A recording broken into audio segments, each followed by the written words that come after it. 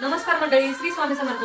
तर चला आज आपण बनवूया मच्छी करी. त्यासाठी लागणारे साहित्य: अर्धा किलो मासे घेतलेत स्वच्छ धुवून. त्याच्यामध्ये मिश्रण करून घेतलंय मिक्सरमध्ये. कांदा, टोमॅटो, धने, खोबरं त्याचा मिक्सरमध्ये मिश्रण करून घेतले. काळ तिखट, थोडीशी हळद, मीठ, अद्रक लसूण पेस्ट आणि मच्छी करीचा मसाला आहे. थोडं चिकन मसाला, कोथिंबीर, तेल. कढईत आपली तेल ओतून घ्यायचं.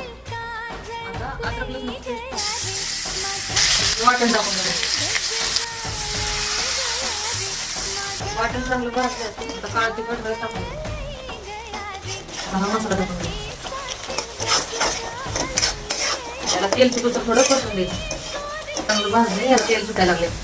मग आता थोडी कोथिंबीर टाकून घेऊ. त्याच्यात पाणी टाकून घेऊ. अशी उकळी आली की मासे घ्यायचे टाकायचे.